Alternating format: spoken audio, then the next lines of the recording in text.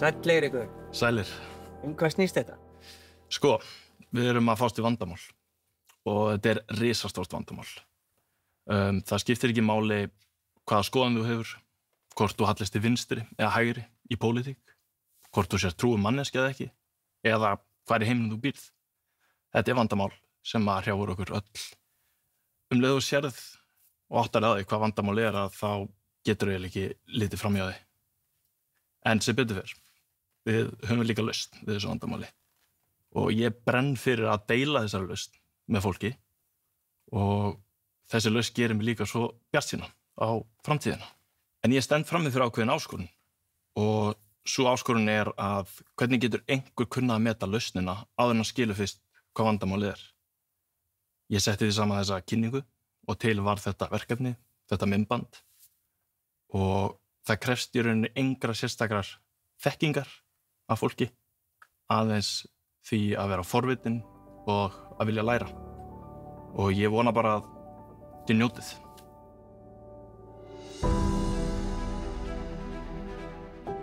Velkomin í Hvað er vandamálið? En hvað er vandamálið? Þau eru eiginlega allt of mörg, því miður. Ég hefði getað fyllt þessa glæru með tvöfalt fleiri atriðum. En við finnum það öll innra með okkur að eitthvað er ekki í lagi. Að hlutirnir líf okkar og í heiminum séu ekki á réttu leið. Það verður einhvern veginn sífellt erfiðara, ekki auðveldara. Og líklega kannast flest okkar við einhverja af þeim þáttum sem birtast hér á skjánum. Ýmist beint eða óbeint. En það sem ég ætla að sýna ykkur í dag er að öll þessi vandamál, þó þau virðast ótengd, eiga þau í rauninni einn sameiginlegan megin orsakavald. Þau orsök eru gæði peningsins okkar. Mér langar að útskýra þetta með því að segja sögu. Ímyndaðu þér að það sé fjarlægur heimur, þar sem hundruði snjallra einstaklinga sigla saman á skipi. En skipið lendir í skipbroti og strandar á eyðieyju. Eyðieyjan er svo afskekkt að þau eru í raun einangruð frá öllum heiminum. En þessi eyja er þó auðug af gæðum og býður upp á allt sem þarf til að reisa samfélag á ný. En þar sem þessir einstaklingar eru komnir úr háþróuðu samfélagi, veita nákvæmlega hvert það vill stefna. En nú verður það að byrja upp á nýtt, með lítið sem ekkert í höndunum. Það er ljóst að þegar þau hefja endurreisn samfélagsins, þurfa þau leið til að eiga viðskipti sín á milli. Þau setja því í forgang að ákveða hvaða pening þau vilja nota. En förum aðeins lengra með þessa hugmynd. Þó þau standi uppi með ekkert í höndunum, hafa þau samt sem áður tök á því að skapa hvaða peningakerfi sem er, með hvaða eiginleikum sem er. En þá vaknar óhjákvæmilega upp spurningin: hvað einkennir góðan pening? Það eru 7 atriði. Þar sem þessi hópur fólks getur skapa hvað sem er, ákveður hópurinn að búa ekki bara til góðan pening, heldur fullkominn pening. Fullkominn peningur er fyrst og fremst sjálfgjafur. Það er að magna sér takmarkað til eilífðar og allir geta sannreynt það hvenær sem er án tilheyrandi kostnaðar.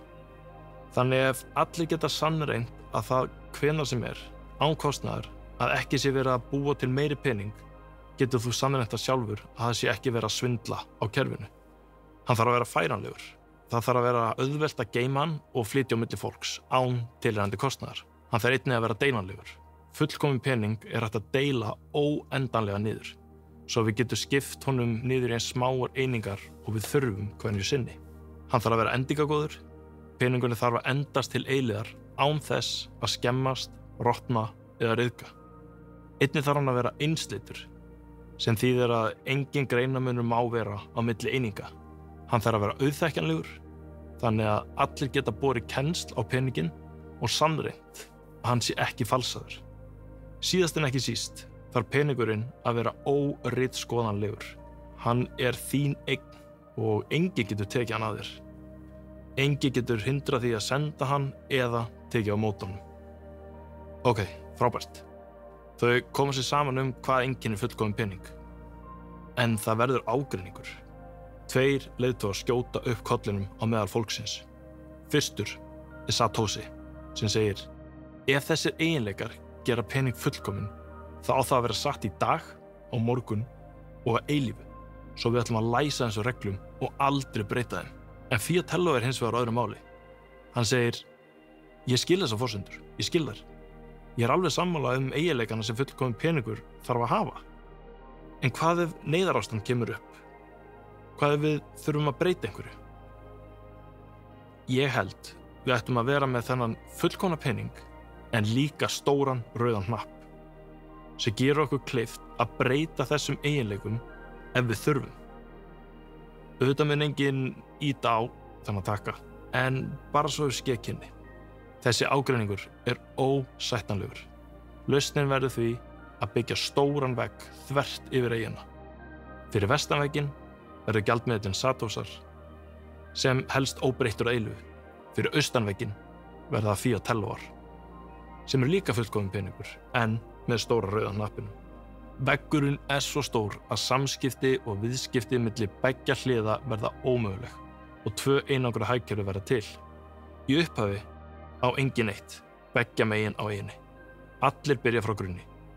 Fyrstu sinn verða íbúarnir að vera sjálfum sér nægir, hver og einn veiði sér til matar og fellir tré til eldiviðar og skjóls. Þrátt fyrir að þau hafa fullkominn pening eru viðskipti mjög takmörkuð og fólk eyðir því allri sinni orku í að sjá fyrir daglegum þörfum sínum. En fólk ólíkt. Sumir eru betri í einu, aðrir í öðru. Þannig fólk áttar sig fljótt á því með því að einbeita sér að því sem það gerir vel og verja minni tími í það sem það gerir ekki eins vel, getur það lagt meira mörkum til samfélagsins. Þannig að fiskveiðimaðurinn tekur þá ákvörðun að verja öllum sínum tíma í að veiða fisk. Hann hættir að rækta grænmeti og hættir að byggja sér eigið skjól. Vegna þess að hann einbeitir sér alfarið af fiskveiðum, eykst framboðið af fiski fyrir alla miklu hraðar en ella. Hann veiðir meiri og betri fisk. Hann færir neytendum hann ferskari og betur meðallan en áður, sem leiðir til þess að verðið lækkar á sama tíma og gæðin aukast. En hann ekki einn. Fleiri sérhæfa sig í veiðum og fara að keppa sín á milli að færa samfélaginu sem besta og hagkvæmasta fiskinn. Þeir keppast verð og gæði sem ýtir undir nýsköpun, bætir veiðaðferðir og lækkar verðið enn frekar. Fiskveiðimaðurinn getur ekki lifa á fiskinum einum saman, svo hann þarf að skipta honum fyrir aðra vörur. Hann selur fiskinn til að kaupa ávexti af bændum, grænmeti frá ræktendum og greiða húsasmiðnum fyrir að byggja og laga húsið sitt. Nú verður virkt og opið hagkerfi til með þessum fullkomna pening. Með áframhaldandi framförum í sinni eigin framleiðslu getur fiskveiðimaðurinn mætt þörfum samfélagsins fyrir fisk á styttri tíma. Hann á því frítíma til að hugsa nýja leiðir til að bæta vinnuna. Kannski finnur hann upp betri veiðinett eða byggja sér lítinn bát sem eykur aflann enn frekar. Ef honum tekst það, lækka verðin enn frekar og gæðin aukast enn meira, því hann veiðir meira á styttri tíma. Á endanum honum greitt meira fyrir vinnuna sína en hann neytir sjálfur og hann ákveður að nota umfrasparnað sinn til að fjárfesta í öðrum. Hann lánar kannski fé til bóndans sem nota það til að efla ræktun sína. Eða hann styrkir annan veiðimann til að smíða sinn fyrsta bát. Með því styður hann við framleiðslu annarra sem skilar arði bæði til hans og samfélagsins sem heild. Þannig ef við spyrjum okkur, hvað gerist með tímann? Á frjálsum markaði með fullkomnum pening, verð lækka og gæði aukast til eilíðar. Þannig smá saman fara íbúarnir beggja vegna eyjunnar að átta sig á að kaupmáttur peningsins þeirra að aukast. Vörur kosta minna í dag en þær gerðu í gær, þannig að verð lækka stöðugt. Kaupmáttur beggja gjaldmiðlanna eykst það bil 3% á ári, sem bætir lífsgæði allra. Lífið verður sífellt ódýrara og öruggara fyrir alla, ekki bara fyrir þá sem eru afkastamestir í samfélaginu. Það sem að gerast að peningurinn verður verðmætari með tímanum. Það þangað til þessir aðilar stíga inn í. Þar sem samfélagið stækkar og íbúafjöldinn eykst, kjósa báðar hliðar eyjunnar sem ríkisstjórn. Og það skiptir engu hvort stjórnvöld séu til vinstri eða hægri, stór eða lítil, upp eða niður. Þegar kemur að þessu, þá eru þau öll eins. Sama hversu vel rekin stjórnvöld eru, með það óhjákvæmilega leiða til þess að þau lenda í hallarekstri. Það að þau eyða meiri pening en þau afla með sköttum. Þetta getur stafað slæmri stjórnun, líka af utanaðkomandi aðstæðum eins og náttúruhamförum eða öðru ófyrirséðu. Orsakanar skipta ekki máli. Halli mun gerast með tímanum og það er óumflýjanlegt. En nú förum við að sjá skýran aðskilnað, sikkur megin og eiginni. Satoshi hefur aðeins 2 valkosti. Til að halda ríkisfjármálum í jafnvægi þarf hann annaðhvort að hækka skatta eða skera niður í útgjöldum, eða mögulega blendið af þessu tvennu. Hjá Fiatello eru sömu valkostir í boði, nema að hann hefur líka stóran rauðan hnapp. Og nú fer að líða kosningum og þeir eru báðir í framboði til endurkjörs. Fiatello veit að ef hann hækkar skatta eða sker niður útgjöld mun það kosta hann atkvæði. Þannig bara í þetta skiptið ákveður hann að ýta á stóra rauðan hnappinn og prenta smá auka pening fyrir ríkið. Hverjar eru þá afleiðingarnar? Fyrir Satoshi ekki góðar. Hann getur ekki falið þessa breytinga fyrir íbúum því annaðhvort borga þeir meira í skatta eða fá minna frá ríkinu í þjónustu. Þannig hann tapar kosningunum. Hins vegar minnkar umfang stjórnvalda á eðlilegan hátt sem leiðir til aukinnar skilvirkni í hagkerfinu. En ekki aðeins það. Efnahagslegt jafnvægi batnar líka því fólk veit og gerir sér grein fyrir að frír peningur er ekki til. Skattar þurfa að dekka útgjöld. Það mikilvægasta er að verðlag heldur áfram að lækka og gæði halda áfram að aukast. Fyrir Fiatello hins vegar frábærar fréttir. Hann er endurkjörinn og í fyrstu virðist þetta hafa engar neikvæðar afleiðingar. Hann heldur að þetta sé besta hugmynd sem nokkru sinni hefur komið upp. Hann heldur völdum án þess að það hafi nokkuð skaði í för með sér. En eitthvað hefur samt breyst. Og hvað hefur gerst? Fiatello hefur ýtt á stóra rauða hnappinn og prenta pening fyrir ríkið, sem hefur grafið undan verðgildi peningsins. Hann hefur aukið peningamagnið í hagkerfinu á einni nóttu, án þess að auka framboð vara eða þjónustu í hagkerfinu. Nú eru fleiri Fiatello peningar í umferð fyrir hverja vöru eða þjónustu en áður. Það hefur 3 afdrifaríkar afleiðingar. Í fyrsta lagi, það skekkir verðmerki. Í öðru lagi, hækkar það aðfangakostnað fyrirtækja og í þriðja lagi blæs það upp eignaverð. Fyrsta afleiðingin eru skekkt verðmerki. Áður en Fiatello ýtt á hnappinn voru allar verðbreytingar í hagkerfinu einungis háðar framboði og eftirspurn. Því markaðurinn var frjáls með fullkomnum pening. En það sem hefur gerst nú er að nýprentaði peningur hefur streymt inn í hagkerfið og hann dreifist ekki jafnt til allra né í hlutfalli við það magn peninga sem hver og einn átti fyrir. Hann hefur komið inn í hagkerfið í gegnum ríkisvaldið sem greiðir hann til fyrirtækja og einstaklinga sem tengjast beint eða óbeint opinberum rekstri. Þetta veldur fyrst verðhækkunum í ákveðnum geirum sem gefur ranga mynd af því hvað raunverulega skortir á markaðnum. Frumkvöðlar fá þannig falska hvata og þeir beina nú fjármagni og mannauð að röngu verkefnum, oft tengdum ríkinu, í stað þess að sinna raunverulegum þörfum almennings. Önnur afleiðingin er hækkandi aðfangakostnaður fyrirtækja.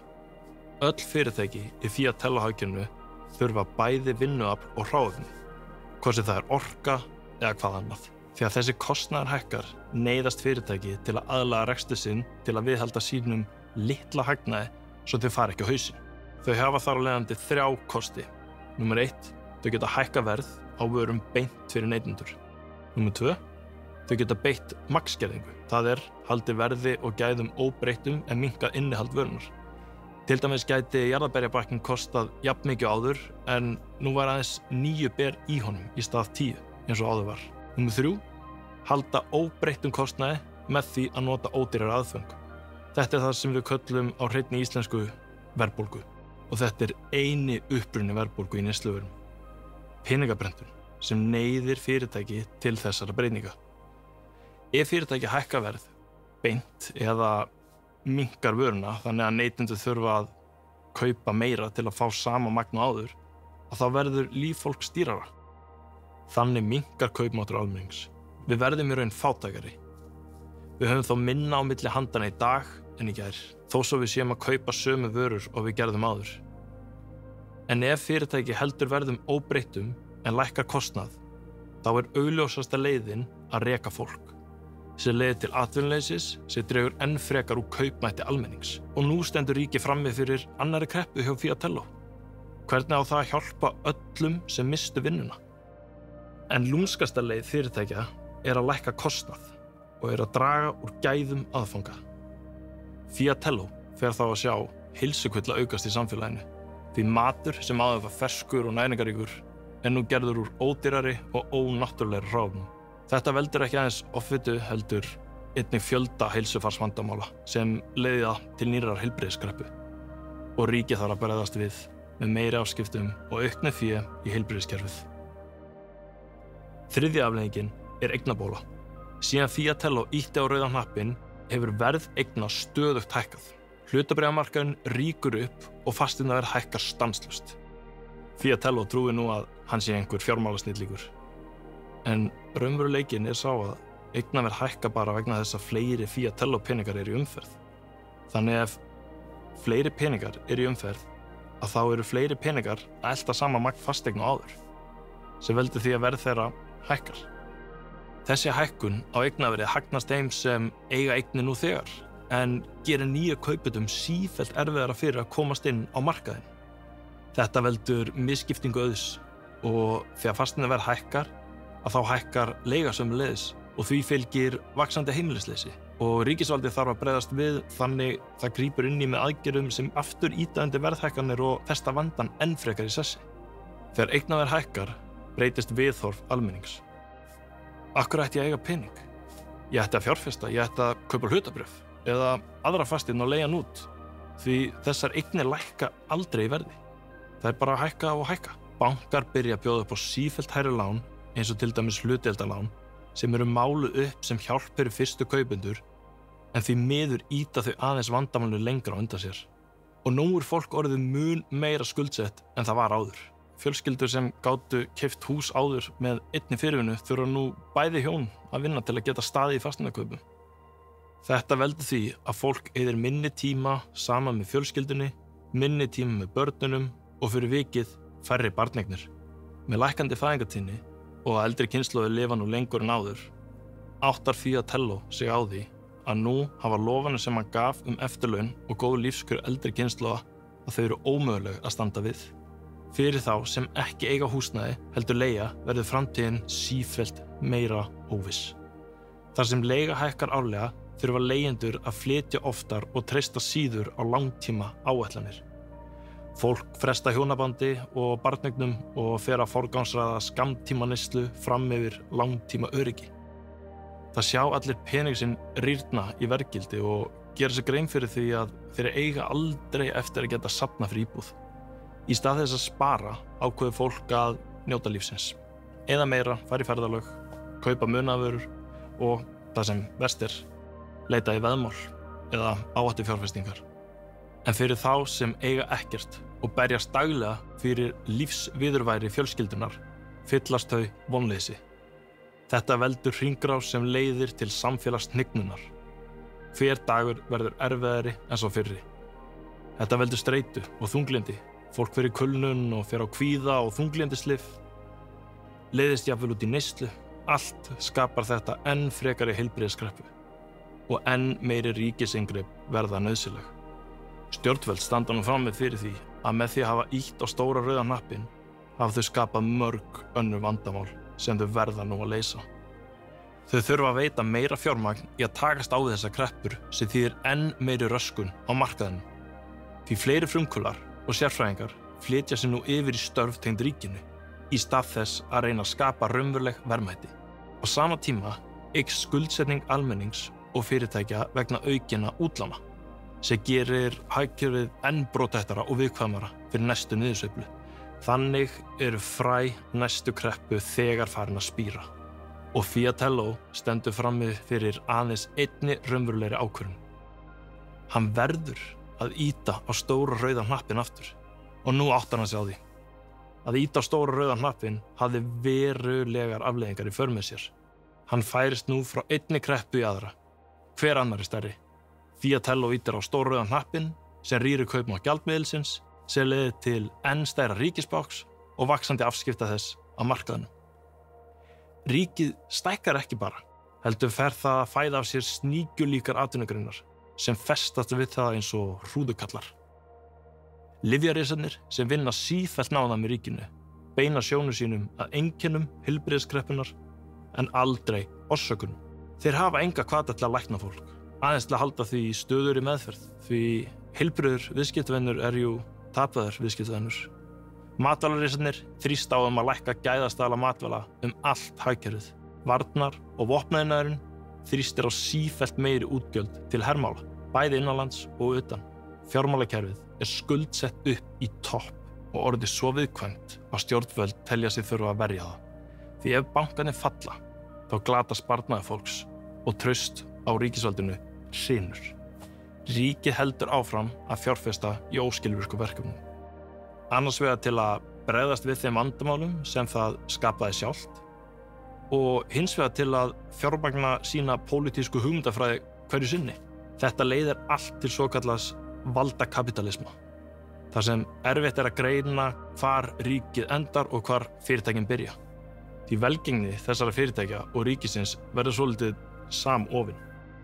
Fyrirtækin fara að óska eftir regluverki til að vernda neytendur, en það gerir aðeins nýjum keppinautum erfiðara fyrir.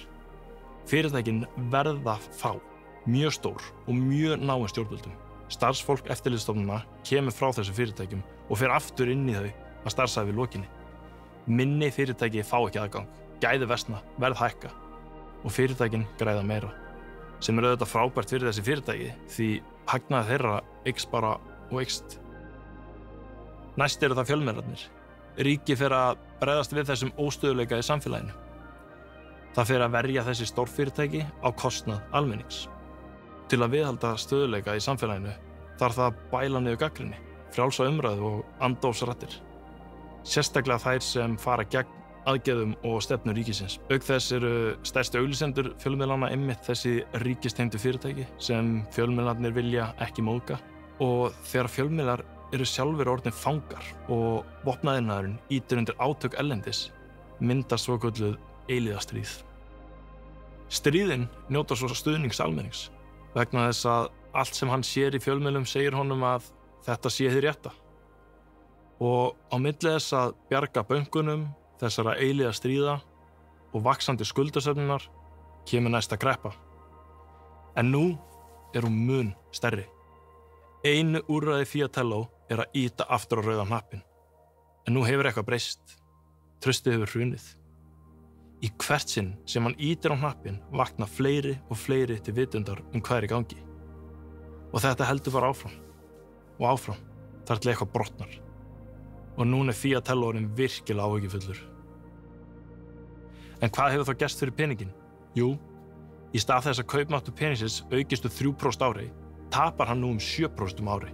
Vegna þess hann að prenta peninga og eykur peningamagn 10% ári. En ekki nóg með það. Hann grefur líka undan framleiðni í hagkerfinu með því að brengla öll verðmerki. Hvað gerist þá fyrir íbúana á eyju Fiatello? Fyrst eru það þeir fátæku.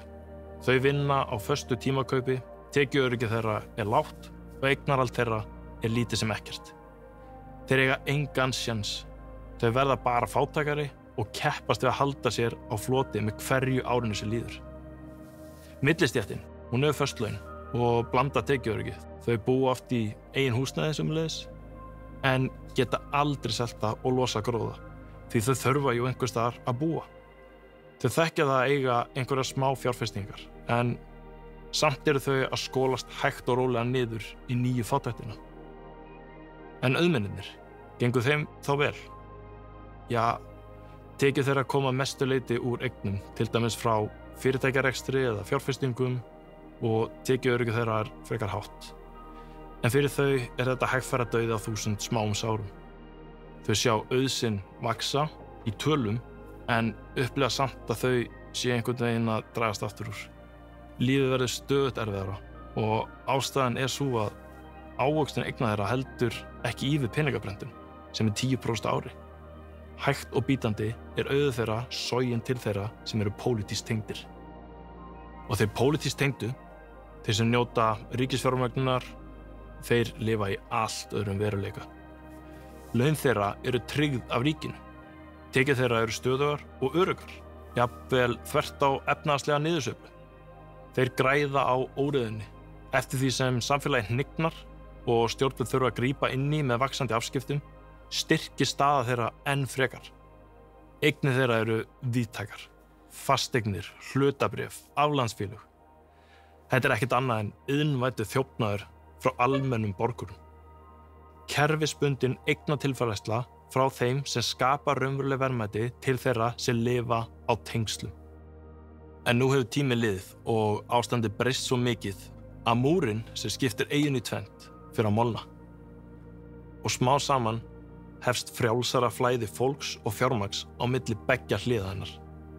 Á annarri hliðinni eru Satosar, sem auka kaupmátt sinn 3% á ári, á meðan Fiatelloar missa 7% af kaupmætti sínum á hverju ári. En hvað gerist þá og hvers vegna? Fiatello fyrir átt að sjá því að bæði fólk og verðmæti eru farin að yfirgefa hans hlið, einfaldlega vegna þess að enginn treysti lengur Fiatello sem sparnaðartæki. Fólk vill Satosa. Ástæðan nokkuð augljós. Á Fiatello-staðlinum peningurinn þinn að ræna þig, og meðan á Satosa-staðlinum vinnur allur heimurinn, allan sólarhringinn, að því að auka kaupmátt þinn með því að gera peningið þinn verðmætari. En nú flóttaleiðin opin. Fólk áttar sig á því að það getur ekki sparað í Fiatelloum, svo það byrjar að selja Fiatelloa til að kaupa Satosa, sem veldur því að Fiatelloarnir rýrna enn frekari kaupmætti og kallar á enn frekari fjárlaga og gjaldmiðlakreppu sem Fiatello þarf að glíma við. Og eina leiðin að ýta á stóra rauða hnappinn aftur. En nú duga peningafræðin ekki lengur, því verðmæti eru farin að leka út úr Fiatello hlið eyjunnar.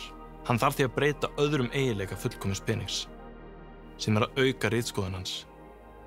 Íbúar Fiatello höfðu áður getað haldið á sínum peningum sjálfur. En nú segir Fiatello að það sé ekki lengur leyfilegt. Þið verðið að leggja hann inn í banka. Bankarnir munu halda á peningunum allra. Fólki farið að upplifa að allar færslur séu grunnar, þar til sannað að þær séu saklausar. Bankarnir munu skoða allar færslur til að vernda ykkur, sem þýðir að þegar fólk reynir að kaupa ákveðna hluti, þar með talið Satosa, segja bankarnir nei. Það út af þessu, eða hinu, eða öðru. Hann takmarkar útflæði fjármagns frá Fiatello hlið eyjunnar. Hann gæti jafnvel komið með bein gjaldeyrishöft, þannig að þér nú ekki lengur leyfilegt að kaupa Satosa. En fólk finnur alltaf leiðir og sífellt fleiri eru að vakna til vitundar hvað að gerast.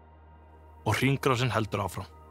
Það mikilvægasta að fólk og auðu þess flýr yfir í óspillta peningin. Nú Fiatello orðinn verulega kvíðinn. Hvað enda þetta fyrir Fiatello? Ef hann heppinn, þá það viðvarandi verðbólga. En hún leyfir stjórnvöldum að þynna út raunveru skulda sinna.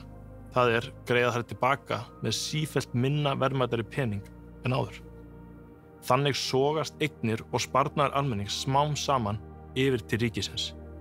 Ef verðbólgan fer úr böndunum, gæti þetta endað í óðaverðbólgu.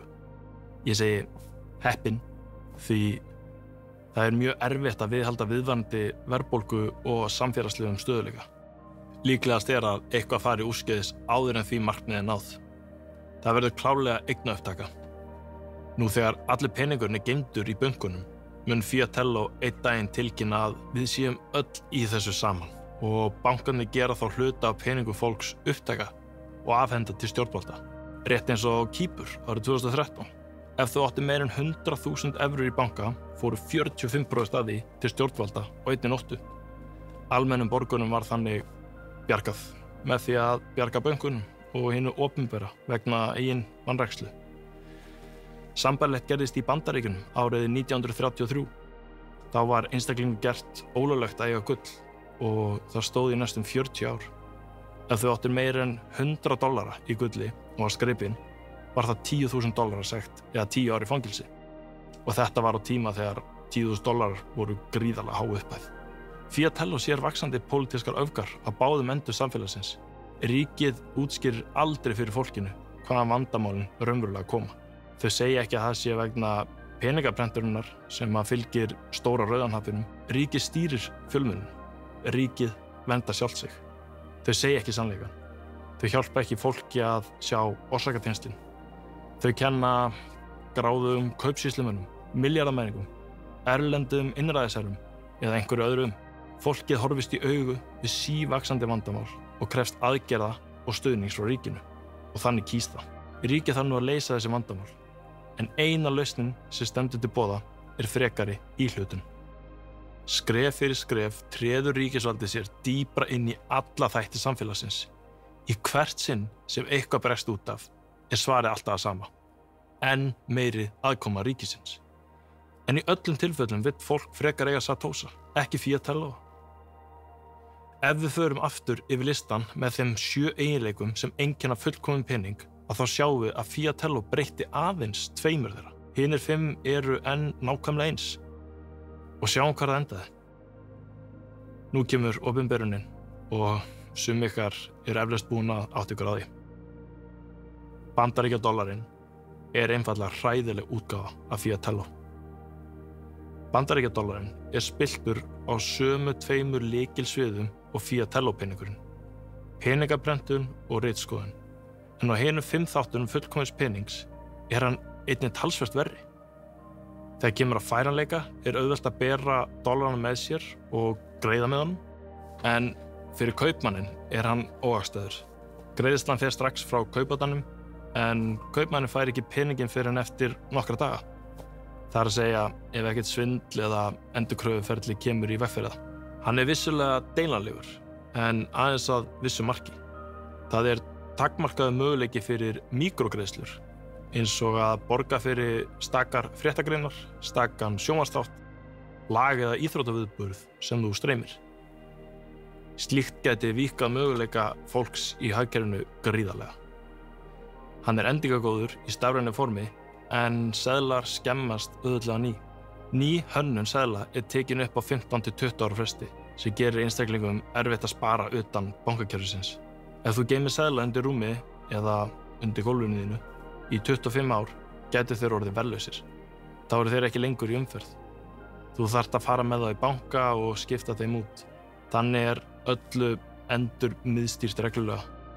Dollarinn vissulega innslittur. Hver eining á að vera svo sama á næsta. En því hægt að breyta. Stefna Evrópska seðlabankans til dæmis að setja á laggirnar CBDC eða seðlabankarafmyntir, sem í raun forritanlegu peningur. Þá gæti tiltekin evra til dæmis runnið út. Þú þarft að eyða henni þá fyrir ákveðin tímaramma, annars hverfur hún. Þeir gæti einnig verið skikk að nota peningin í X eða Y, eða þeir banna að nota hann í A, B eða C, til dæmis til að jafna kolefnisspor þitt. Dollarinn vissulega mjög útbreiddur og víða samþykktur í alþjóðaviðskiptum, en hann samt ekki gjaldgengur allstaðar. Flestir þjóðagjaldmiðlar, eins og íslenska krónan, aðeins notaðir í sínu heimalandi. Þó þú getur notað kortið þitt á Spáni eða í Tælandi, þá það milliliðir, kortafyrirtæki og bankar, sem sjá að umbreyta krónunu þínum yfir í tiltekinn gjaldmiðil. Þeir taka fyrir það þóknun og oft óhagstætt gengi. Þú átt í raun ekki aðgang að alþjóðlegum pening. Þú treystir bara öðrum fyrir aðgenginu að honum. En Bandaríkin standa frammi fyrir risastórum Fiatello vanda. Á fjárlagaárinu 2024 nam halli bandaríska ríkisins tæplega $2 trilljón, á móti samtals 7 trilljónum sem fór í útgjöld. Þetta þýðir að bandaríska ríkið eyddi tæplega 3/4 meira en það aflaði tekjur í gegnum skatta og gjöld. Til að setja það í samhengi, að þá þyrfti að tvöfalda tekjuskatt allra í landinu til þess að ríkið kom út á núlli. En eins og flestir hafa eflaust tekið eftir, að þá tók Donald Trump nýlega við völdum sem forseti Bandaríkjanna. Með honum í lið slóst Elon Musk, einn fremsti og færasti frumkvöðull 21. aldarinnar. Hlutverk Musk var að takast á við og reyna að leiðrétta halla bandaríska ríkisins. Musk sagði beint út, ófeiminn, að Bandaríkin þyrftu að skera niður $2 triljónir í ríkisútgjöldum. Það hljómar eins og góð skynsemi, eins og einhver væri loksins að horfast í augu við stærðina á vandanum. En svo ekkert. Musk var rekinn, Trump og hann fóru að rífast opinberlega og enginn að tala að leiðrétta hallann lengur. Málið ef Musk hefði einhvern veginn tekist að skera niður þessar 2 trilljónir, þá hefði hagkerfið stöðvast. Neysla hefði dregið saman, fyrirtæki hefði misst tekjur, fólk misst vinnuna og kreppa hefði skollið á. Ekki að því að niðurskurður vondur í sjálfu sér, heldur vegna þess að allt hagkerfið er svo skuldsett og byggir á stöðugu peningastreymi frá ríkinu og bönkum þess. Fólk heldur áfram að eyða, ekki vegna þess að á mikinn sparnað, heldur vegna þess að peningnum er stöðugt dælt inn í hagkerfið. Það heldur hjólunum gangandi. En þegar það hættir, þegar ríkisútgjöld draga saman, þá hættir þetta kerfið að virka. Minni peningur í umferð þýðir minni neysla. Minni neysla þýðir minni tekjur fyrirtækja. Minni tekjur fyrirtækja þýða uppsagnir og þegar fólk missir vinnuna, þá dregst neyslan enn frekar saman. Þetta er vítahringur sem hagkerfið sem byggir á skuldum og peningaprentun ræður ekki við. Þannig vandinn er ekki að stjórnvöld vilja ekki skera niður. Þau einfaldlega geta það ekki lengur. Og hverjar eru afleiðingarnar? Hér sjáum við línurit sem sýnir annars vegar peningamagnið í umferð, rauða línan og vinstri ás, og hins vegar ríkisskuldir Bandaríkjanna, bláa línan, hægri ás, sem er yfir tíma. Ég hef merkt árið 1971 sérstaklega því það var þá sem Bandaríkin tóku einhliða ákvörðun að fara á gullfætinum. Fyrir 1971 var hægt að skila dollarum inn í bankann og fá tiltekið magn af gulli í staðinn. Námtiltekið 1 únsu af gulli fyrir hverja $35. Nixon afnam þann möguleika og allir helstu gjaldmiðlar heimsins fylgdu í kjölfarið. Síðan þá hefur þetta gert Bandaríkjunum kleift að prenta ótakmarkað magn af dollarum eftir hentuleika. Í dag er peningamagnið komið upp í $22 trilljónir og þetta tekur ekki einu sinni tillit til ófjármagnaðra skuldbindinga ríkisins. Það er loforða framtíðargreiðslur í gegnum almannatryggingar, Medicare, Medicaid og annað slíkt. Það fer eftir því hvernig þær upphæðir eru reiknar en þær nema á bilinu 50 til 200 trilljónir. Einu svörin sem yfirvöld hafa er að halda áfram að prenta peninga og peningaprentunin er smám saman að eyðileggja kaupmátt dollarans. Nú hef ég mikið talað dollarann og eflaust margir sem spyrja sig hvað með krónuna? Málið er bara að dollarinn er stærsti og mikilvægasti valdboðsgjaldmiðill heimsins í dag. Hann er sá gjaldmiðill sem flest ríki nota til að gera upp sín á milli. Þegar þú til dæmis borgar með íslenska kortinu þínu í verslun á Spáni eða í Tælandi, þá fær kaupmaðurinn ekki krónurnar þína beint. Í raun fara viðskiptin á bak við tjöldin nánast alltaf í gegnum dollara. Bankarinn þinn skiptir krónum í dollara og svo er dollarinu skipt í evrur eða tælenska bahtið. Þannig gegnir dollarinn hlutverki eins konar brúar, millistigs pening sem tengir saman gjaldmiðla þjóða sem annars ættu ekkert beint gjaldeyrisviðskiptasamband. Þetta sýnir hversu háð heimskerfið er dollarann. Þar fyrir utan hafa flestir í heiminum ekki aðgang að gjaldmiðli sem heldur verðmæti sínum í samanburði við dollarann. Hér sjáum við samanburð á þróun ólíkra gjaldmiðla gagnvart dollaranum síðastliðin 10 ár. Sumir þeirra hafa nánast tapað öllum kaupmætti sínum og margir hafa jafnvel horfið alveg af yfirborði jarðar. Til dæmis líbaníska pundið og zimbabveski dollarinn.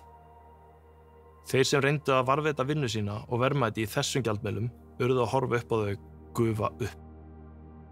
Hinn sorglegi raunveruleiki er sá að það er engin leið út fyrir ríki í þeirra skuldasöfnum. Eina lausnin sem þeir stendur til boða er að halda áfram að ýta á stóra rauða hnappinn og prenta pening. Niðurstaðan er því þessi og hana má finna í tilvitnun eftir Friedrich Hayek, hagfræðing úr austurríska skólanum. En hann sagði: Saga stjórnvalda í meðhöndlun peninga hefur nema örfáum og stuttum góðum tímabilum einkennst af linnulausum svikum og blekkingum. Og hann sagði þetta árið 1988. Þetta væri ansi niðurdremmandi ef það væri engin lausn hérna, en sem betur fyrr er hún til. Eina lausnin er að aðskilja ríkið og peninga. Ríkið má ekki hafa aðgang að stóra rauða hnappinum. Og aftur vitnum við í Hayek, nú frá árinu 1984. Ég tel að við munum aldrei nokkuð tíman eiga góðan pening aftur, nema við tökum hann úr höndu ríkisvaldsins. Við getum ekki tekið hann með valdi úr höndu þeirra. Það eina sem við getum gert er að kynna eitthvað á undirfurlan, óbeinan hátt sem þau geta ekki stöðvað. Frábær tilvitnun. Svo, ég vona nú með þessum tengingum milli stóra rauða hnappsins, peningaprentarans og allra þeirra vandamála sem við sjáum í lífi okkar í dag, sé það mun skýrara að ef við getum lagað peninginn, að þá getum við lagað heiminn. Góðu fréttirnar eru að Satosar eru til í alvörunni og jafnvel Fiatello farin að trúa á þá. Lausnin er Bitcoin. 1 Bitcoin skiptist í 100 milljón Satosa, svipað eins og 1 króna er 100 aurar. Eflaust heldur að þú viti nú þegar allt Bitcoin, út frá því sem vinir hafa sagt þér eða því sem þú lesi í fjölmiðlum. En ég vil hvetja þig til að byrja upp á nýtt. Þegar við byggjum þekkingu okkar á fjölmiðlum eða fólki sem hefur byggt sína þekkingu á þeim sömu fjölmiðlum og þeir miðlar eru tengdir þeim sem stjórna og græða á stóra rauðanhappinum, að þá er ekki víst að sú mynd sem við fáum sé rétt eða heiðarleg. Þess vegna vil ég segja, ekki treysta öðrum, sanna hlutina sjálf.